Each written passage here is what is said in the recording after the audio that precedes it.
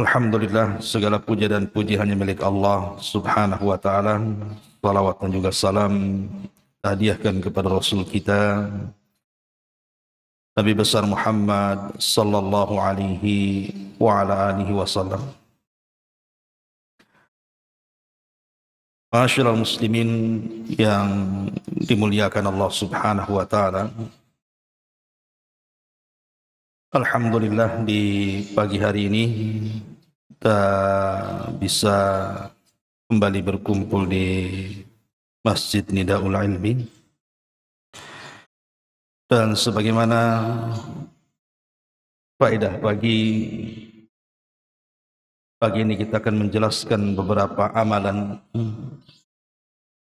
yang bisa menerangi kuburan-kuburan kita dan juga menerangi kelak ketika kita meniti titian Siratal Mustaqim. Amalan apa saja itu? Ma'asyiral muslimin yang dimuliakan Allah subhanahu wa ta'ala, kita tahu bahwa hal yang sangat membosankan atau boleh jadi mungkin menakutkan ketika kita duduk di atas kegelapan. Di dunia saja, apabila kita berada di atas kegelapan, tidak ada sedikit pun cahaya yang menerangi di depan kita. Bahkan kita tidak sanggup melihat tangan kita sendiri. Itu terkadang menakutkan bagi kita. Dan itu fitrah manusia. Kalau kita berjalan di kegelapan saja terasa takut.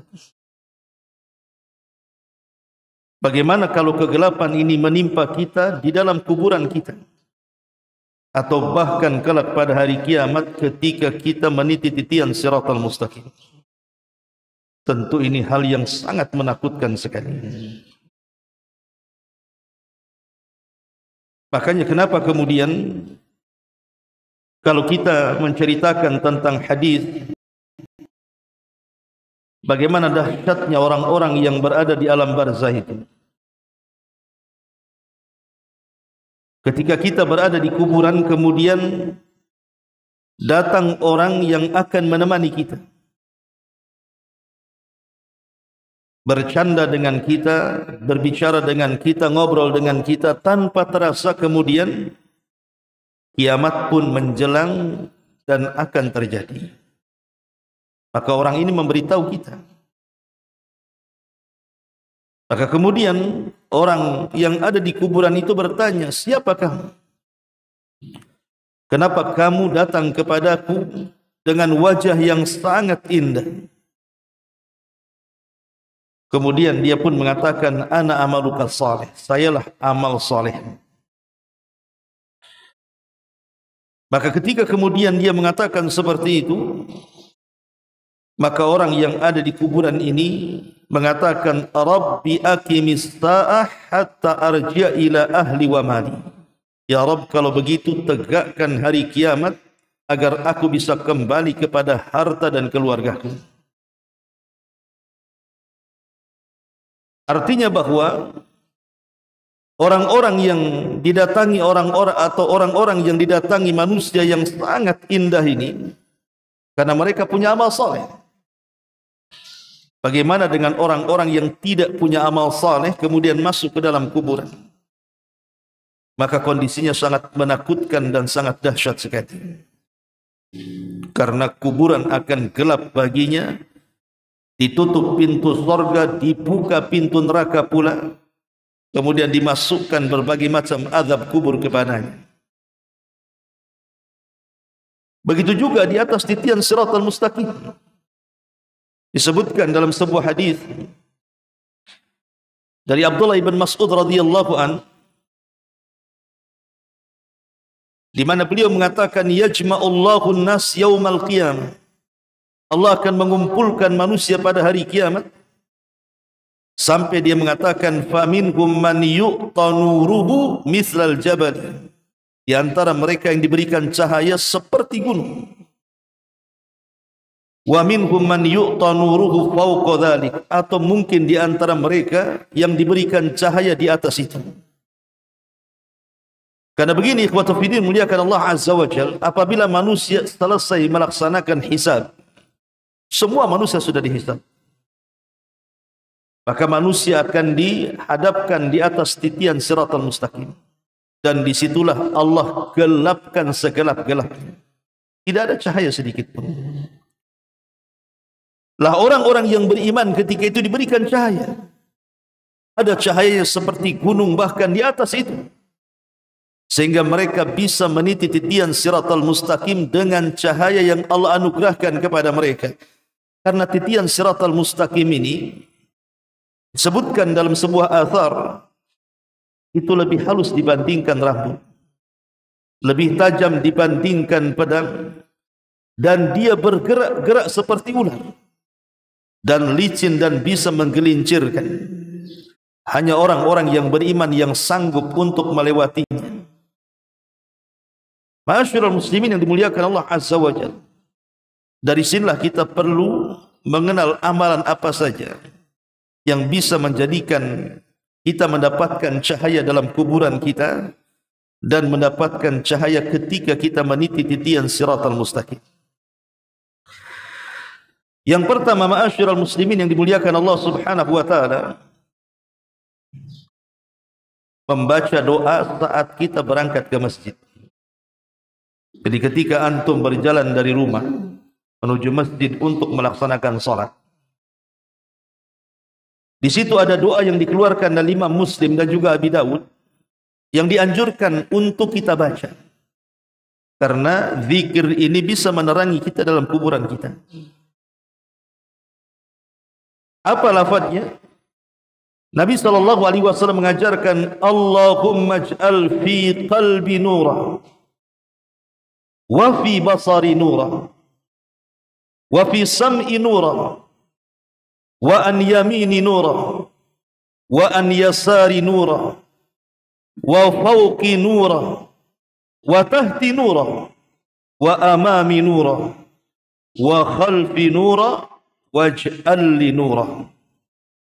Ya Allah, jadikanlah di dalam hatiku cahaya, di dalam ucapanku cahaya, jadikan pada pendengaranku cahaya, jadikan pada penglihatanku cahaya, jadikanlah dari belakangku cahaya, dari depanku cahaya, dan jadikanlah dari atas diriku cahaya, dan di bawah diriku cahaya.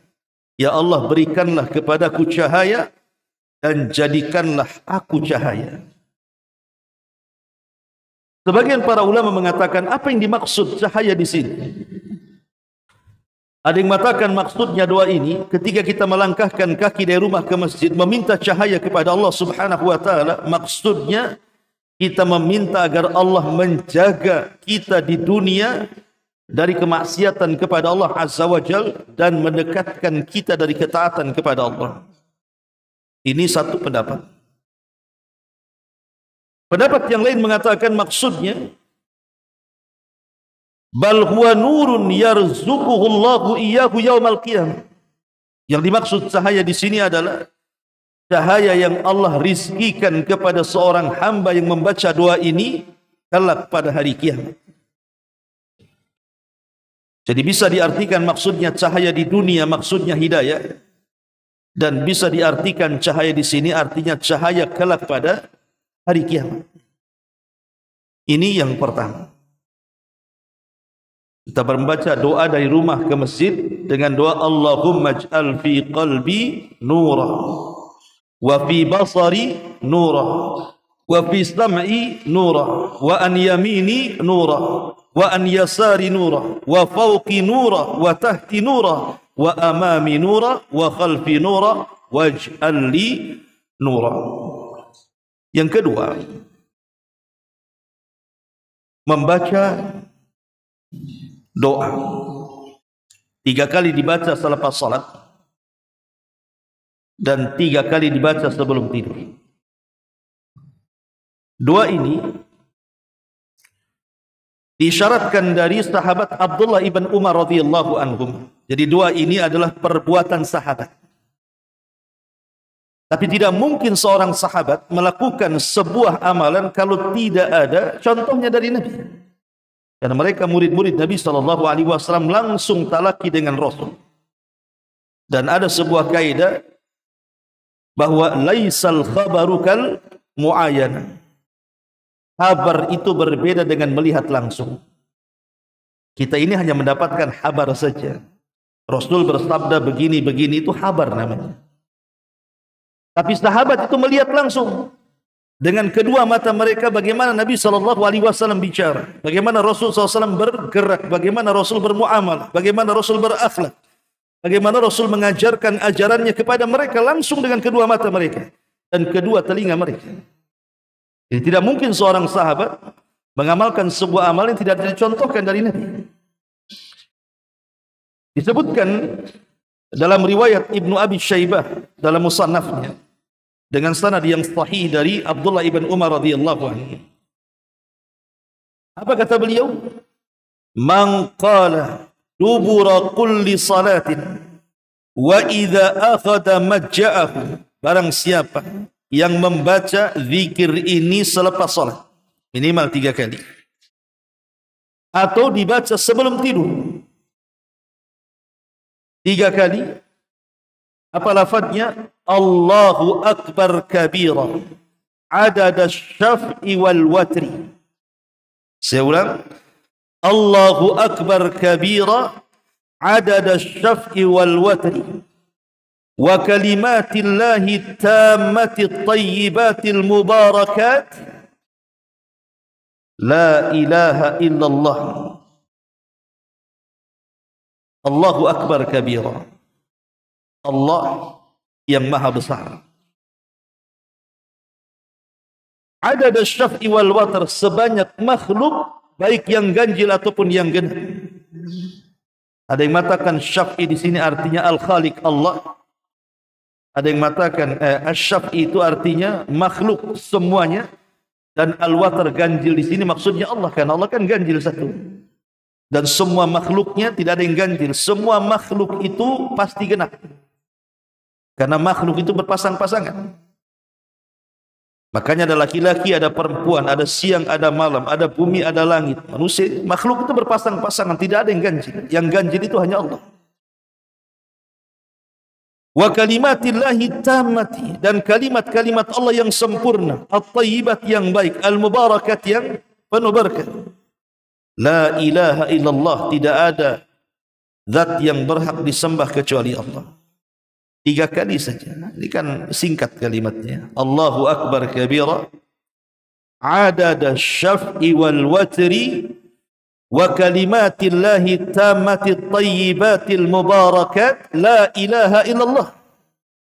Berapa kali? 3 kali. Apa kata Abdullah ibn Umar radhiyallahu anhu? Kunna lahu fi qabrihi nura.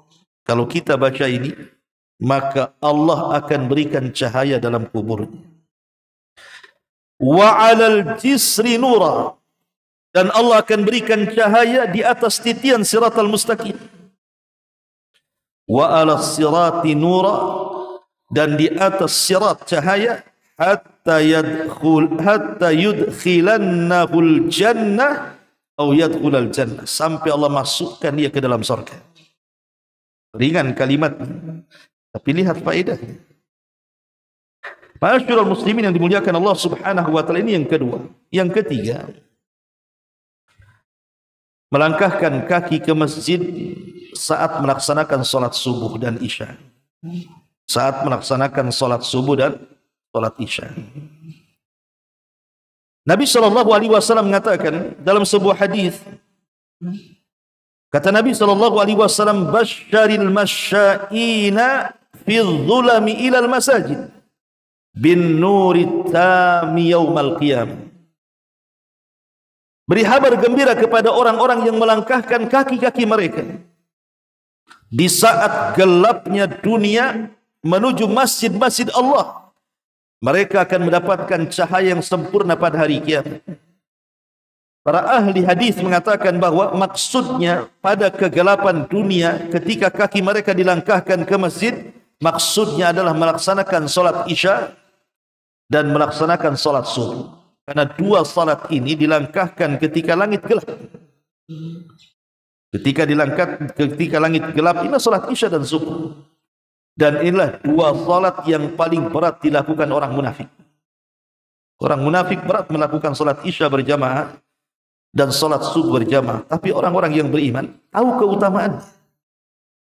Makanya mereka tidak akan berat melangkahkan kaki karena tahu bahwa dengan melangkahkan kaki mereka untuk melaksanakan salat subuh berjamaah dan salat isya berjamaah, mereka akan mendapatkan cahaya dari Allah baik dalam kuburan mereka atau ketika mereka meniti titian siratal mustaqim. Ini amalan yang ketiga. Kemudian amalan yang keempat adalah dengan membiarkan uban-uban di kepala kita. Karena ada orang yang tidak nyaman dengan uban. Kadang-kadang baru satu uban muncul itu sudah risih dia. Kok aku udah tua katanya. Akhirnya dicabut. Bahkan sebagian orang yang sudah penuh dengan uban tidak mau tua, akhirnya disemir dengan warna hitam. Disemir ini tidak ada masalah. Karena termasuk sunnah dalam Islam menyemir rambut itu, tapi jangan warna hitam. Sebagaimana ayahanda Abu Bakar Siddiq radhiyallahu an, Abu Quhafah saat hendak masuk Islam dan berbeat kepada Rasul, itu rambutnya penuh dengan uban. Ayahanda Abu Bakar itu.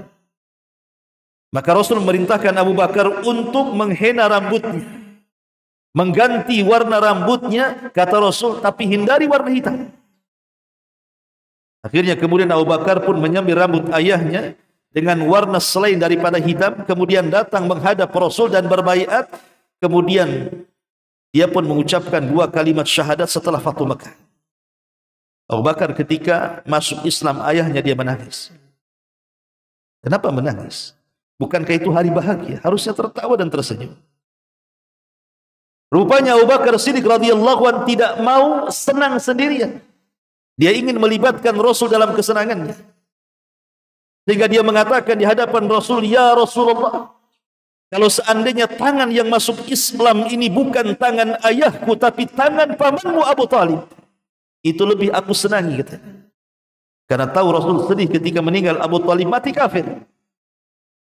Padahal Abu Talib adalah ayah angkat Nabi SAW yang merawat Rasul dari kecil usia 8 tahun sampai menikah, bahkan sampai diangkat menjadi Nabi dan Rasul, bahkan di atas kekafirannya dia membela Islam. Maka saat wafatnya Rasul sangat sedih karena dia tidak meninggal di atas Islam. Makanya Abu Bakar mengatakan, "Ya Rasul, kalau yang menjabat tangan dan masuk Islam hari ini pamanmu yang sudah meninggal itu lebih aku sukai dibandingkan bapakku."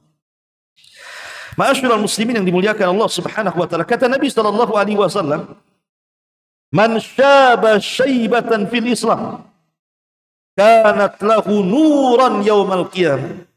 Barang siapa yang membiarkan uban di kepalanya, maka uban itu kelak akan menjadi cahaya pada hari kiamat.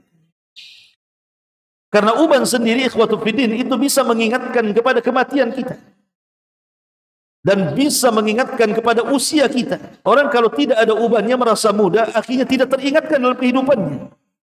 Tapi kalau seandainya dia mengaca kemudian penuh dengan uban, dia merasa hidupnya sudah tua, karena umumnya rambut beruban itu sudah di atas usia 40 tahun biasanya. Baru dia tumbuh. Kemudian di usia 50 tahun semakin banyak, bahkan di usia 60-70 tahun terkadang seluruhnya sudah beruban. Artinya mengingatkan kita kepada kematian itu di dunia. Dan di akhirat akan menjadi cahaya pada hari kiamat. Makanya Rasul mengatakan, "La tantifu asy-syaiba." Jangan cabut uban kalian. Fa innahu ma min muslimin yashibu syaibatan fil Islam. Karena tidak ada seorang muslim ketika rambutnya penuh dengan uban dalam Islam, illa kanat lahu nuran yaumal qiyamah, kecuali akan menjadi cahaya kelak pada hari kiamat. Ini amalan yang keempat. Kemudian amalan yang kelima, melaksanakan salat secara umum. Artinya bukan hanya salat wajib dia lakukan, tapi dia tambah dengan salat-salat sunnah. Rawatibnya, ada tahiyatul masjidnya, ada salat sunnah wudunya, ada duhanya, ada witirnya, ada qiyamul lailnya, ada salat taubatnya, macam-macam salat itu. Kata Nabi SAW, as-salatu nurun, was-sadaqatu burhanun, was-sabru diyabun. Salat itu cahaya, sedekah itu bukti, dan sedekah dan sabar itu adalah pelita. Dan yang terakhir adalah berdoa kepada Allah Azza wa Jalla agar kita diberikan cahaya dalam kuburan kita dan kelak pada hari kiamat. Makanya dalam sebuah hadis yang dikeluarkan Imam Muslim, ketika Nabi SAW mengunjungi Abi Salamah, Abi Salamah meninggal dunia. Dan Abu Salamah ini termasuk as-sabiqun al-awwalun, sahabat yang awal-awal masuk Islam. Dia hijrah 3 kali. Hijrah ke Habasyah 2 kali, dan hijrah ke Madinah 1 kali. Dan saat hijrah ke Madinah dipisahkan keluarganya oleh kabilahnya. Dan dialah sahabat yang memiliki istri yang pertama kali hijrah ke Madinah. Jadi wanita yang pertama kali hijrah dari Mekah ke Madinah adalah istrinya Abu Salamah, namanya Ummu Salamah. Sendirian bersama anak gadisnya. Bayangkan Mekah dan Madinah itu jauh. Kemarin saya umrah dari Madinah ke Mekah itu naik bus itu 6 jam sampai 7 jam. Itu naik bus dengan padang pasirnya dan macam-macamnya. Bagaimana dengan berjalan kaki coba? Seorang wanita lagi. Setelah Allah Subhanahu wa taala pertemukan Ummu Salamah dengan Abu Salamah di Madinah, Allah Subhanahu wa taala takdirkan Abu Salamah meninggal dunia. Sedihlah Ummu Salamah. Karena bagi Ummu Salamah tidak ada laki-laki yang lebih hebat dibandingkan Abu Salamah. Bahkan saat meninggalnya Abu Salamah, Abu Bakar, Umar, Uthman, semua para sahabat ingin melamar Ummu Salamah. Tapi Ummu Salamah mengatakan tidak, karena tidak ada laki-laki yang lebih aku cintai daripada Abu Salamah. Lah saat Abu Salamah meninggal dunia, maka Nabi SAW mendoakan Abu Salamah dan mengatakan wafsah lahu fi qabrihi wa nawwir lahu fihi. Ya Allah, luaskan kuburan Abu Salamah dan berikan cahaya dalam kuburnya. Doa Nabi SAW kepada Abu Salamah, ya Allah, luaskan kuburnya dan berikan cahaya di dalamnya. Maka berdoalah kepada Allah Subhanahu wa taala agar Allah Subhanahu wa taala bukan hanya memberikan cahaya bagi kita di dunia dengan hidayah, tapi lebih daripada itu berdoa kepada Allah agar Allah luaskan, lapangkan kuburan kita dan Allah berikan cahaya di dalamnya, dan kelak pada hari kiamat agar Allah berikan cahaya kepada kita saat kita berada di atas titian siratal mustaqim. Karena ada sebuah hadis Nabi SAW ketika Aisyah Ummul Mukminin radhiyallahu anha bertanya kepada Nabi SAW soal kapan, di mana letak manusia saat bumi dihancur-hancurkan, saat yauma tubaddalul ardh ghairal ardh, saat bumi diganti dengan bumi yang baru.